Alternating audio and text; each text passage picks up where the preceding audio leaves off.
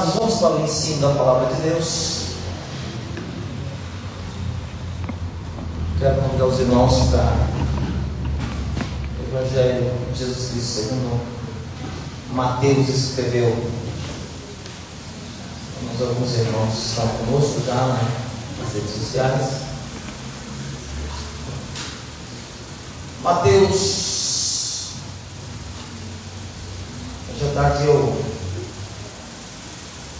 estava meditando nesse texto e eu quero conversar com vocês. Temos aí 21 minutinhos para, 41 minutinhos para o ensino da palavra, para conversarmos, ouvirmos testemunhos maravilhosos, e isto é muito bom, isto é maravilhoso.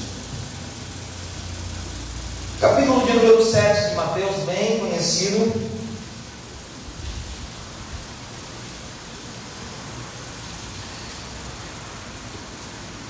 Mateus, capítulo de número 7. Eu estava conversando com Moisés e ele falou: Moisés, mas o que é que você já achou? Eu falei: não, eu estou lá na Bíblia assim, próximo assim, ó, já no lugar, eu vejo onde é que aleluia, glória a Deus. O convertido já está achando mais rápido que alguns veteranos aí, hein? Podemos iniciar? Vamos meditar na palavra de Deus. Mateus capítulo 7 diz assim: não julgueis para que não sejais julgados. Quem não conhece esse versículo, não é, gente?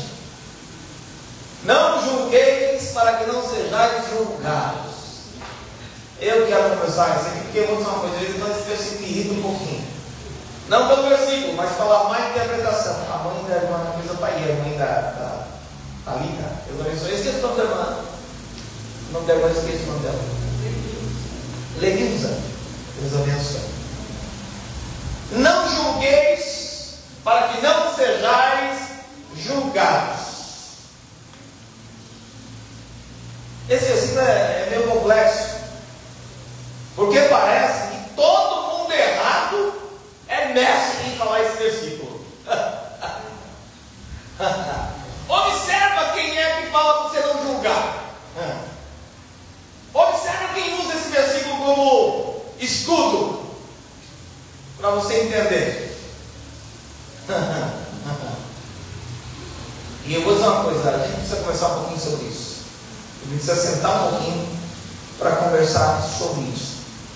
Não julgueis para que não sejais julgados. E qual é o contexto que utiliza hoje? O camarada comete um erro, e aí quando você vai repreender ele por esse erro, ele diz: não julgueis. Se é juiz, a Bíblia falou que não julgueis para não ser julgados. Qualquer repreensão hoje é rebatido com essa frase: não julgueis. Irmão, isso não é julgamento, isso aí está na cara. E se você for olhar isso da forma que você apenas enxerga, ninguém pode ser repreendido. Ninguém pode ser repreendido. Porque uma repreensão é um julgamento. Automaticamente eu posso fazer o que eu quiser, viver como eu quiser, e ninguém tem direito. Porque alguém colocou na cabeça: ninguém tem nada a ver com isso. Como não, meu filho? Você vive em sociedade. Tudo que você faz envolve alguém. Está na sua casa, no seu lado, no seu trabalho. Tudo tem a ver com todo mundo. Nós somos ligados. E a sensação é: não pode, irmão, observe isso. É inacreditável. Você quer ter uma base, por exemplo, nem lembro ainda do versículo, mas a ordem, isso aí faz parte do sermão da montanha. Não julgueis para não ser julgado. Você quer ver como as pessoas estão totalmente erradas quanto a essa interpretação? É nesse mesmo capítulo, versículo número 15 e 16. No mesmo capítulo: acautelai-vos, porém, dos falsos profetas, que vêm até vós vestidos como ovelha, mas interiormente são lobo devorador. Então olha aqui para mim: não julgueis para que não seja julgado. Sem julgar, como é que você vai decidir quem é lobo e quem é ovelha? Que aí, irmão? Você está falando que o pessoa é lobo? Só porque trouxe uma heresia na pregação?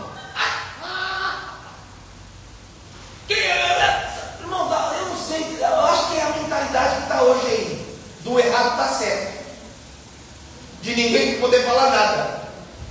Os vítimas da sociedade, mais ou menos essa visão que os crentes têm. O mesmo que diz, não julgueis para não ser julgados, assim, ó, dá uma olhadinha, porque tem um monte de lobo no meio, tem falsos profetas, é ele, isso é o julgamento. Então, primeiro, coloca na sua mente, se você é um desses que fala, não julgueis, se você está fugindo, primeiro, se você está sendo julgado, é sinal que você não julgou a si mesmo.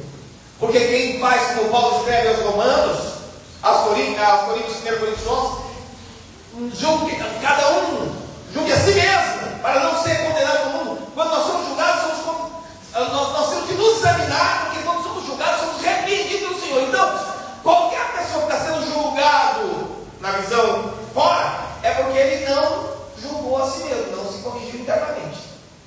Porque a pessoa que se auto-examina, ela se torna irrepreensível. Ou nós não sabemos o erro que nós cometemos. O próximo versículo vai falar sobre isso. A gente não sabe o erro que a gente cometeu. Eu só consigo enxergar o erro que você comete. Então, quando eu sei dos meus erros e automaticamente faço uma autoanálise e me corrijo, não tem. Vai julgar o que, meu amigo? Vai corrigir o que? Eu sou o primeiro a ter que me corrigir. Eu preciso ser melhor do que eu mesmo. Eu tenho que me corrigir o tempo inteiro. Então essa expressão não julgueis é dita na boca de pessoas que não querem ser repreendidos, corrigidos. Alguém que gosta do teu erro diz, não me julgue. Casa lá com alguém da mesma espécie, vamos dizer, do mesmo sexo, e fala, não, eu não julguei. Quem vai poder julgar? Irmão, nós temos igrejas nessa linha e não pode julgar.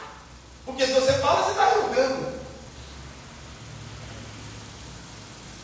Mas de verdade, só usa essa frase o errado que não quer consertar.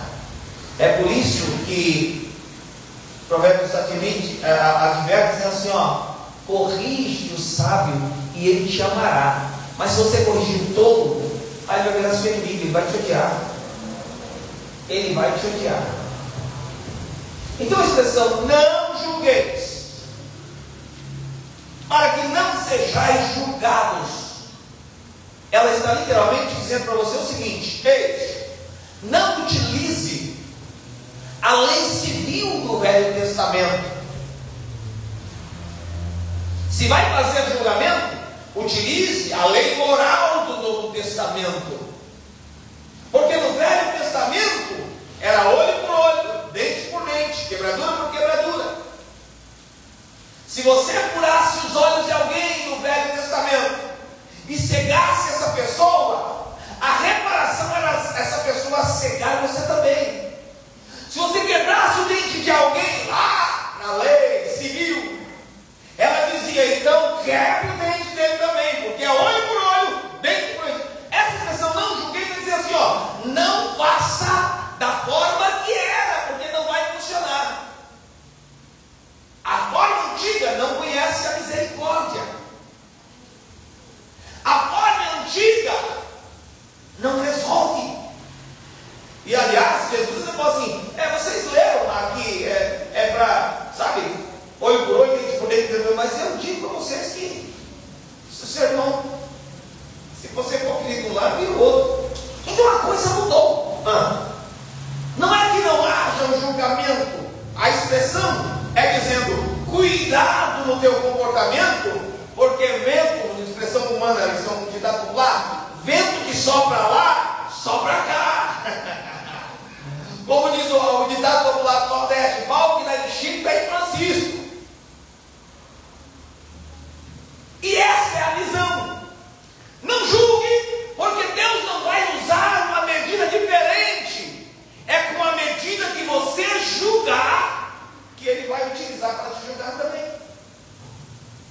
É com o castigo que você der a alguém, que Ele vai usar. É só lembrar de alguém lá, Naamã. Você lembra de Naamã?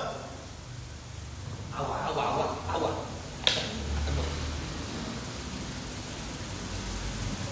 Lembra-se de Naamã? Naamã, ele pega e Não, Amã. Amã. Eu estou rindo porque eu tive que corrigir um negócio, Deus me corrigiu um negócio esses dias num culto de ensino de um outro lugar aí. Mas qual é a vocação? Ele queria acabar com o povo judeu, e aí ele recebe uma ideia da mulher dele. Ele queria acabar com Mardoqueu, e ele recebe uma ideia. Ele chegou em casa, estava a mulher, 10 dos seus conselheiros, dos seus sábios lá, e aí ele falou assim: todo mundo me honra, mas enquanto eu ver aquele judeu de pé, aí qual é a expressão? Vamos fazer o seguinte: a mulher dá uma ideia, diz assim: pega, constrói uma forca de 50 côvados, e aí você chega lá e pede para o rei para inaugurar a execução dos judeus exatamente aqui no quintal de casa, nessa forca que você fez. Ele fez o juízo para matar Mardoqueu enforcado. E eu acho engraçado isso aqui, não, porque assim, a minha mente, eu tenho um pensamento muito fértil. De vez em quando eu estou risado pensando na história, mas dá risada. Porque vocês lembram dessa história? Ele entra, ele fala: não, quero falar com você. Ele pergunta: quem é que eu vou fazer com alguém que agrada o coração do rei? E aí ele falou: opa, quem mais o rei gosta do rei Babilônia? Sou eu certamente. Rei, você coloca uma roupa de rei, coroa de rei, cavalo de rei, anel de rei, quero ser rei por um dia. Aí, não basta, não, pega também, vai ser um julgamento, isso é um juízo. Manda alguém ir lá, alguém importante, viu? Dos príncipes, manda ir na frente dizer: assim para o rei, ao homem cujo coração o rei se agrada, quem quiser vem para o rei. Aí é assim, muito diferente, né? Ideia, né? Você quer pedir um carro, uma casa, isenção de impostos, é esse pedido, né? Pode fazer isso com quem? Com o judeu que estava na frente de Mardoqueu. Irmão, o homem olhou e falou: eu vou ter que fazer tudo isso, mas como eu sou burro, vamos dizer. Mas imagina a situação. Só que quando eles voltam, que eles estão no meio do jantar, e que a rainha denuncia as maldades dele, a Bíblia diz que quando o rei levanta e sai para sacar, Amã corre para a cama da rainha para pedir: pelo amor de Deus, eu não sei o que tu está fazendo, me perdoe. E o rei já está irado, decidido a matar a Amã, mas o tipo de morte não foi determinado ainda. Aí entra um desavisado assim, fala assim: ô rei, o que a gente vai fazer com aquela forca que Amã construiu para matar Mardoqueu lá no quintal? O que a gente vai fazer com aquilo? Ô, irmão, imagina a situação, irmão. Eu imagino miserável. Eu imagino a mulher: cala a boca, rapaz, a coisa está feia, e fala um negócio desse. O que a gente vai fazer? Irmãos, ele preparou uma forca para matar, de 50 côvados, para matar. E aí entra, não sei se foi a Rona, entra alguém e fala assim: o que a gente vai fazer com aquilo lá? Ele construiu? Quer dizer que o julgamento dele para Mardoqueu seria matar uma forca? Com a medida que mediu, será medido. Pega ele, a família toda, a mulher, filho, põe tudo lá em forca, na mesma forca. Não tem disso. E embora a mulher foi a que deu ideia, morreu também. Cuidado, isso aí é para outro dia. Entende isso, irmãos? Então, quando você faz um julgamento, você precisa pensar muito. Por quê? Porque é um bumerangue, vai e volta. E Deus é sábio, na nossa linguagem, inteligente, para que não seja visto como injusto. Ele diz assim: Cláudio, cria a lei com que eu devo te corrigir.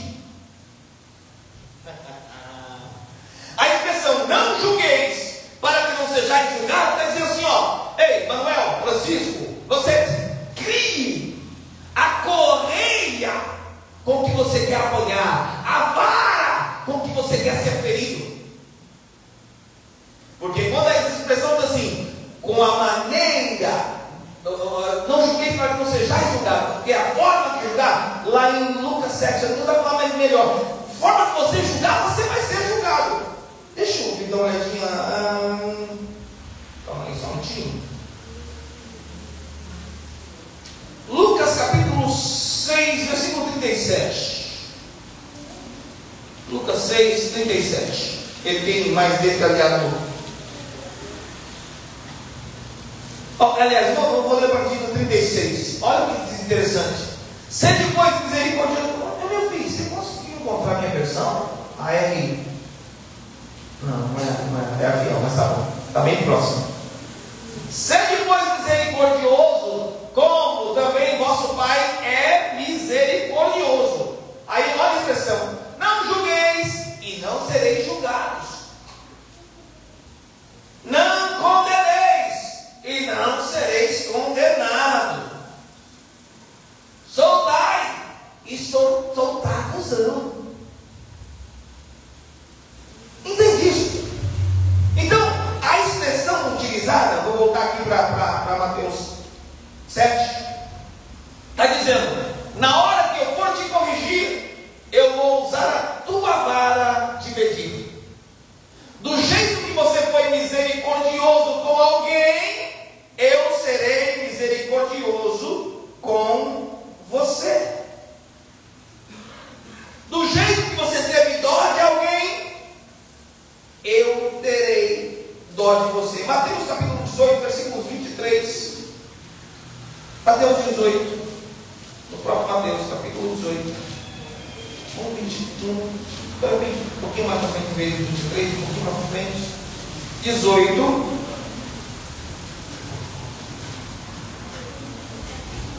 Essa eu falo em cima, deixa eu fazer rápido, pelo menos a leitura dele.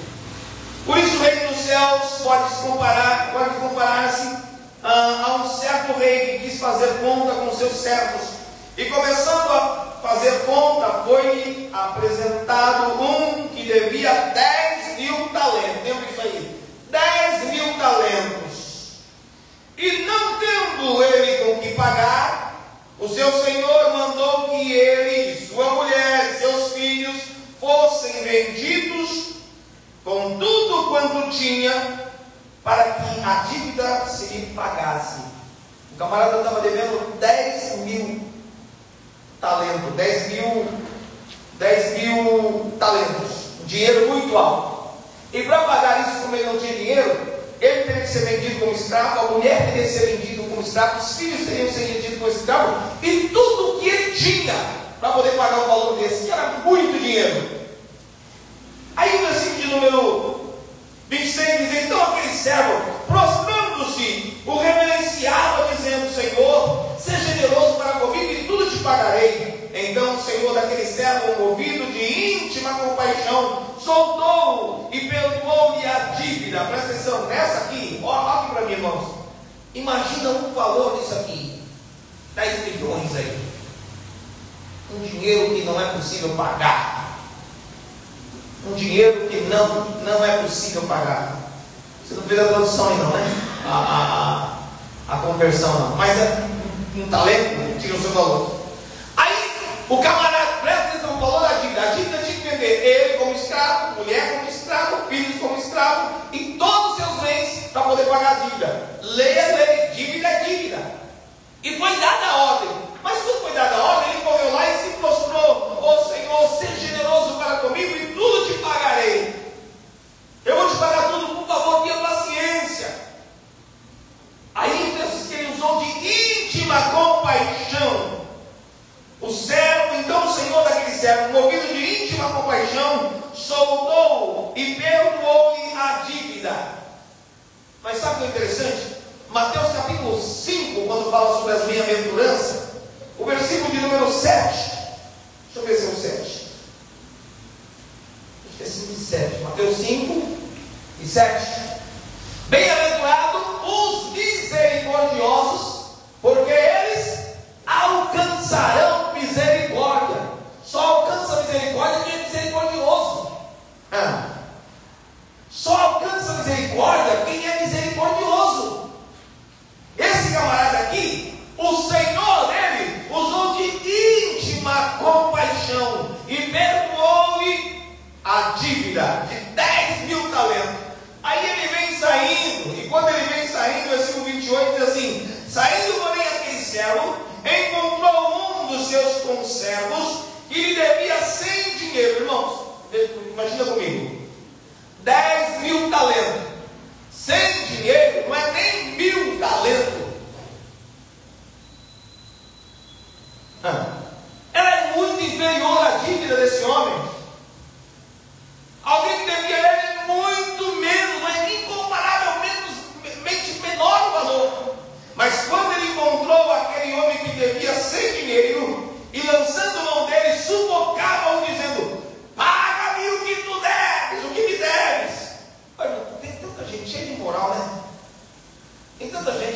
Você vê, parece que um marco da moralidade.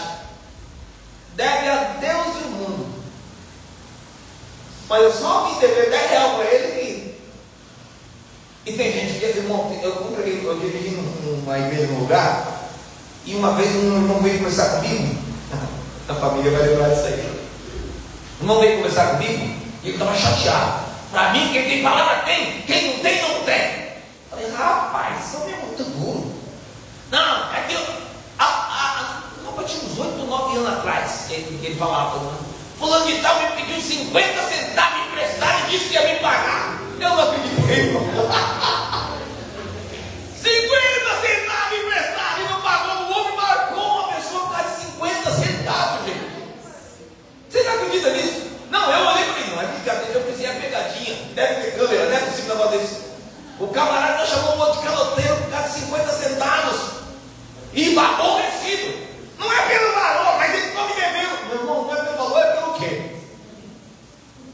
Consegue entender isso? Aí, ele começou a precisar, paga o que você está devendo, meu irmão. Tem gente que é tão caloteiro que se falar, paga, e o outro ouvir e vai fazer igual que o Senhor desse que fez. Né? Como diz o outro assim, tem gente que deve tanto se falar, jamais fosse ver o bem quanto leva. Deve tanto falar, mas ô meu bem, opa, confisca, traz cá. Se é seu bem, propriedade humana. Aí eles pagam o que me deve. E aí, parece que Deus faz a pessoa lembrar que é usando a mesma cena. O texto diz o seguinte, versículo: então, o seu companheiro, aquele que teve ele, prostrando-se, igual ele fez lá, prostrando-se a seus pés, rogava-lhe dizendo: seja generoso comigo e tudo te pagarei. A mesma frase.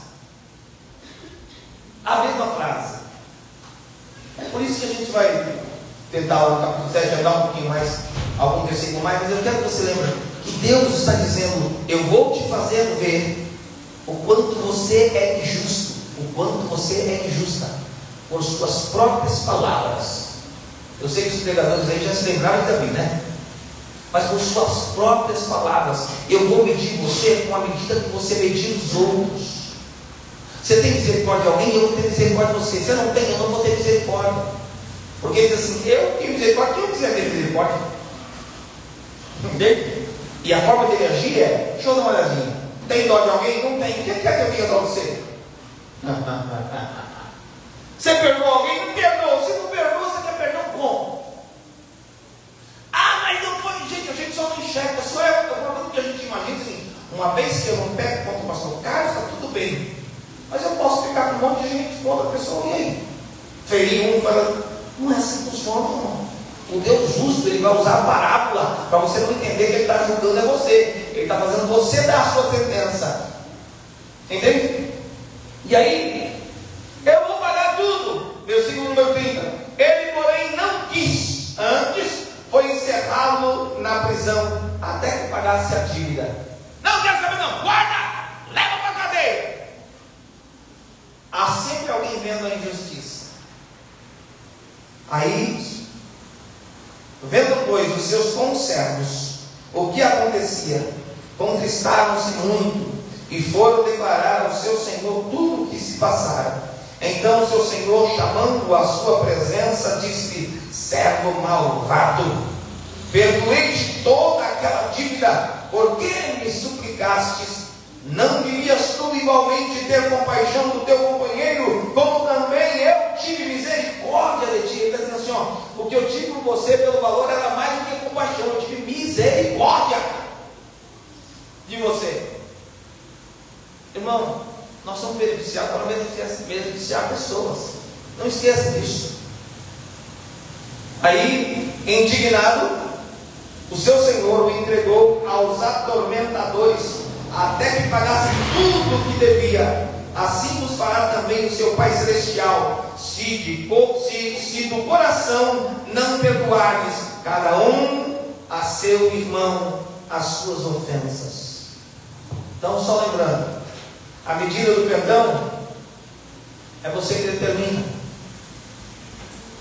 O julgamento É você que impõe a vista régua.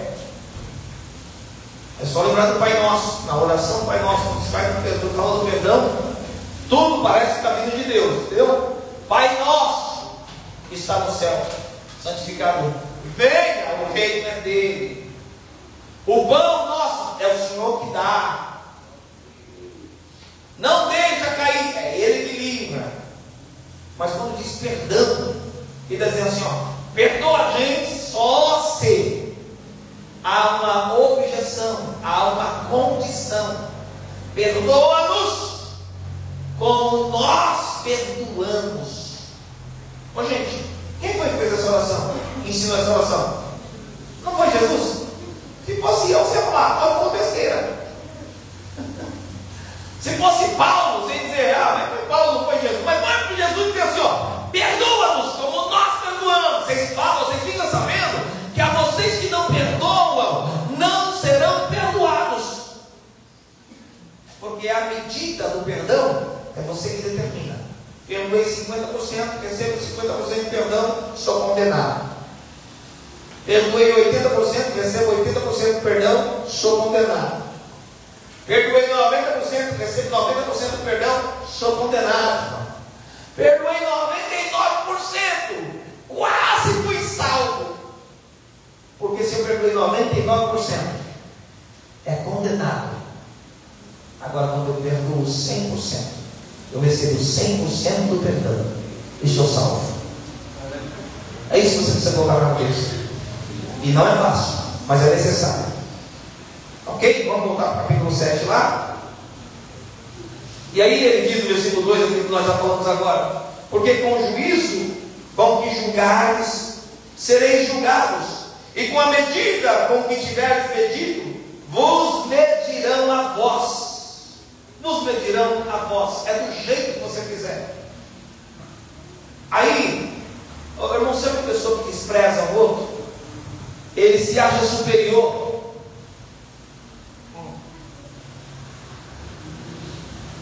Eu tenho uma casa boa. Não é nem a casa do irmão que está ali. Às vezes não sabe que está falando de alguém que tem uma mansão do lado dele, ouvindo, dizendo, meu Deus, porque é verdade, às vezes quando eu vejo o pessoal achar que tem coisa, eles acham que sempre acham que é alguma coisa. O camarada acha que é alguma coisa. Meu Deus, não dá para vencer riqueza, gente. Tem sempre alguém mais rico. Diz que dinheiro, tem sempre alguém mais forte. Deixa para lá. Deixa o pensamento continuar na cabeça. Versículo de número 3. Por que reparas tu no argueiro que está no olho de teu irmão, e não vês a trave que está no teu olho? Aqui ele está dizendo, ó, você gosta de corrigir os outros, né? Você gosta de ser doutrinador, né? Irmão, tem gente que ama navalha na boca. Tem gente que é feio. Interessante que muitos não receberam a chamada pastoral, mas na cabeça deles, eles são doutrinadores. E não sabe muita vergonha, e para não dizer raiva, porque grande parte desses que são doutrinadores, a casa é toda atrapalhada. Pastor Carlos, não sei se já reparou isso, não sei se já repararam isso. Olha para aquele doutrinador demais. Encontre aquele que... Olha a casa deles. É toda atrapalhada. Filhos não são sujeitos a eles. Ou seja, não conseguiu sequer governar a própria casa, quer vir namorar uma igreja. Não conseguiu ter os filhos sob sugestão, a família sob obediência, e quer chegar na igreja para mandar na tua casa. Ai não, tem teu filho aí? Ele disse, é o pastor? Não, fica quietinho. Pastor não fala, se o pastor não fala, não é para falar, cala a boca. Olha, a menina até deu risada. Porque tem esse negócio. Já que o pastor não fala, eu vou falar. Meu filho, vira o pastor primeiro, pega a igreja, vai cuidar. Aprenda o que é cuidar de uma ovelha, depois você pensa em falar desaforo dos outros. O Senhor não tinha um não te entregou esse ministério? Ou eu vou pastorear na igreja dos outros? Eu vou chegar lá, o pastor dá o microfone aí, agora eu vou doutrinar essa igreja, vou mostrar aqui como é que se doutrina o negócio aqui. Tem muita gente, irmão, fazendo grande estrago, porque estão querendo falar o que Deus não manda, agir como Deus não mandou agir, cada um na vocação que foi chamado. Conselho todo mundo pode dar, mas não vem querer doutrinar, não, que vai dar ruim. Vai dar ruim. Deus me chamou para doutrinar. Ué, mas cadê o seu povo para doutrinar? Deus te chamou para doutrinar o meu povo, o povo que eu cuido. Bonito, hein? Só o bônus, não tem um ônus não? Quando tiver problema, sou eu que vou resolver? Vamos sair feridos, machucados, eu vou atrás. Mas na hora de doutrinar é você. Tome tempo. Tome jeito. Aconselhamento bíblico necessário. Aconselhamento com amor necessário. Agora, muito cuidado, porque há pessoas que conseguem chegar com todo mundo, menos em si e na tua casa. Não. Os filhos todos atrapalhados, a família toda atrapalhada, ele todo atrapalhado, ela toda atrapalhada. Mas, irmão, deixa eu falar para vocês, deixa eu falar para vocês. Não aceito. Não aceito. Viu? Chegou aqui, tem doutrina na casa. Toda quinta-feira tem Bíblia aberta aqui na casa. Então não acha que vai chegar alguém e dizer: irmão, olha essa saia aí, irmã. Olha esse bigode aí, irmão.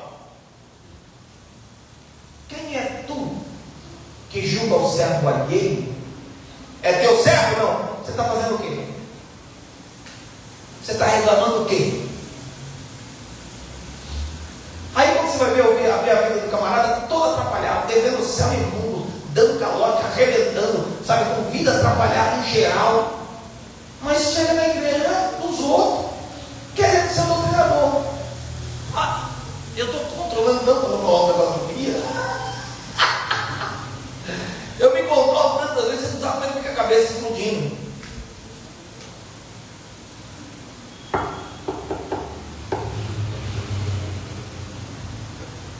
E estão fechando porta, viu, irmãos? Eu já vou dizer para vocês. Chegou aqui, trabalho que eu estou ou não estou, ou também trabalho de tarde, chegou aqui, começou a sair, achando que é pastor da igreja, paparazzo, vai dar ruim. Pastor não autoriza esse tipo de coisa aqui. Doutrina guia na quinta-feira à noite e é o pastor da igreja me dá. Viu? Porque tem doutrinador aí, irmão, que é inacreditável. Não pode visitar uma igreja e começa a querer corrigir todo mundo. Se é correção pela palavra, bem-vindas, nós aceitamos. A palavra é irrepreensível. Não se preocupe, irmão. Se é pregação da palavra, fique tranquila. A palavra, ela é vida. Agora, ideia do camarada é morte. Ideia da camarada, irmãs, eu quero dizer para vocês, os irmãos que dirigem trabalho aqui, cuidado, irmãos. Nós estamos com um bando de rebeldes aí, se intitulando missionário, missionária, indo para as tardes da bênção, para os cultos, não sei o quê, e querendo sair falando coisas. Irmão, olha a vida dessas pessoas. Não são submissos aos seus pastores, não respeitam as suas lideranças. Você percebeu que é rebelde? Primeiro que aqui não é nem para convidar, vocês sabem disso, né? Essa é a visão nossa. Nem convidar, aqui não é lugar, não, aqui não falta pregador. Aqui quando vem é alguém que a gente conhece, é amigo. Agora chegou e começou a querer sair do lugar, você pode parar. Porque eu vou repetir, a maioria desses doutrinadores tem a vida toda atrapalhada. Bate na mulher em casa e chega na igreja dos outros, querendo dar moral na igreja dos outros. Aqui não. Ixi, eu estou na internet. Aqui não. Na Debaracá não. Vá para você, procura o seu lugar. Mas geralmente eles não têm igreja. Pergunta onde eles cearam. Pergunta qual é o nome do pastor dele. É meu pastor, é que eu esqueci agora. O cara esquece o nome do pastor dele, tanto que ele congrega.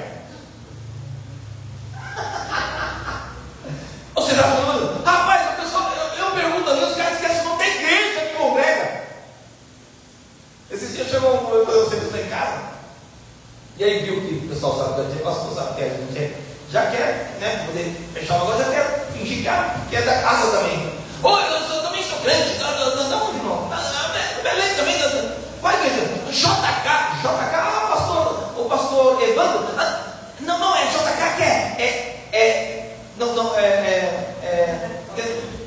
Jardim Califórnia, JK agora é Jardim Califórnia, é o pastor Oswaldo, o rapaz ia ficando desesperado, tinha mais de 20 anos que ele não pisava na igreja, ele lembrava o nome da igreja, mas para cima de Moab, como diz o outro, não, rapaz, não, cuidado, vê quem é que está querendo te aconselhar, vê quem é que está querendo te doutrinar. E eu vou dizer bem claro, irmão, é em casa que a gente sabe quem é, viu? Então faça a boca. Mas ele colocou, por que você está corrigindo os outros se você não está vendo uma traca com seus olhos? E por que reparas tu o argueiro que está no olho do teu irmão e não vê a traca que está nos seus olhos? Irmãos, para a gente tirar alguma coisa dos nossos olhos, dói, não dói? Irrita, é ruim. O Senhor está dizendo, não é que está dizendo para você não tirar o argueiro do olho do seu irmão. Ele está dizendo, primeiro tira a traga dos seus olhos, porque aí você vai agir com misericórdia quando for tirar o argueiro, o cisto do olho do seu irmão, o argueiro do olho do seu irmão. Entende isso? Você não corrigiu nem a sua vida querendo corrigir a vida dos outros.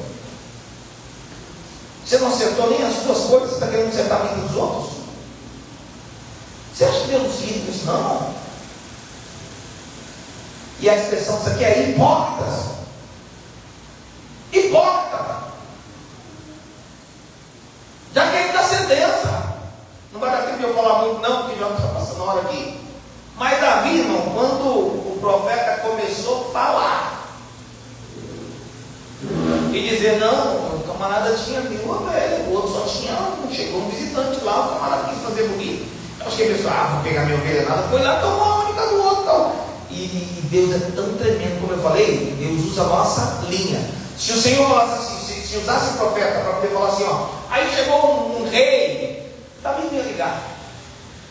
Chegou um marceneiro, Davi não ia ligar, mas quando falou assim, olha, se tratando de coisa que eu for tratando de ovelha, Davi falou, opa, o espírito de pastor na hora subiu na ovelha, epa, com ovelha ninguém mexe não. O Senhor sabe que nós somos fracos, Ele usa isso para a gente, né? Se tem uma coisa que Davi gostava, era das ovelhas. Então Davi falou assim, vou defender, vou sair em defesa.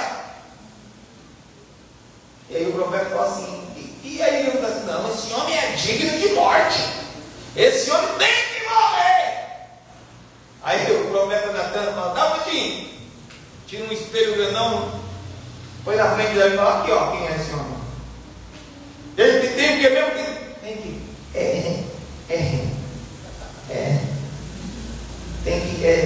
tadinho, né?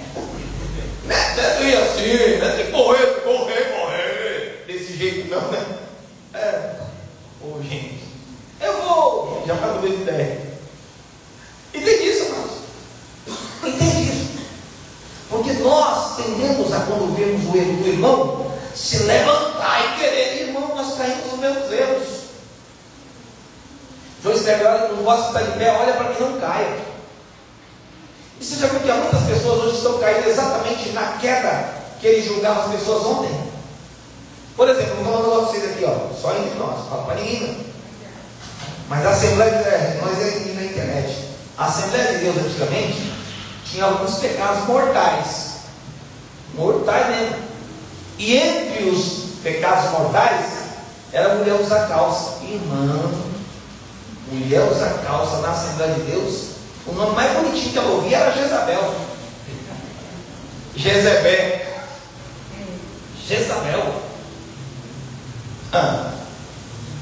E hoje, aquelas que ajudavam a crucificar estão de calça. Entende isso? É muito perigoso essa ação, irmãos. Nós precisamos pensar o seguinte: opa, eu preciso dar graça a Deus se eu estou incorrendo no erro e pedir misericórdia a Deus para aqueles que estão incorrendo no erro. Agora o problema é que a gente às vezes entra num estado de loucura, irmão, que a gente acha que está no direito de sair falando o que quer com qualquer pessoa. Faz isso não, irmão, faz isso não, mano. É igual a rua, por exemplo. Eu tenho alguns amigos, na internet, eu tenho alguns amigos que pregam. Tem alguns amigos e eu gosto deles pregando. Vão para a rua. Por exemplo, tem um amigo meu que chama Moisés. O nome dele é Moisés, né? O coisa dele é Moisés da Márcia. Eu coloquei, esses dias ele falou até que me coloquei. Esse camarada vai pregar, ele tem uma voz doce, um negócio macio, e ele sai pregando um evangelho bonito, e aí ele fala sobre arrependimento, sobre salvação, sabe? Jesus te ama, ele quer te livrar dos seus pecados e tal, maravilha. Mas já tem outro que sai com uma marreta na mão, vai pregar, pega a marreta e sai, vocês vão para o inferno, vocês sabem, e aí, vocês não prestam. Gente, vai alcançar como? Vai alcançar como? A palavra A de arrependimento está antes da J de juízo, está antes do C de condenação. Eu preciso levar a palavra de arrependimento, a palavra de conforto, consolo, de transformação.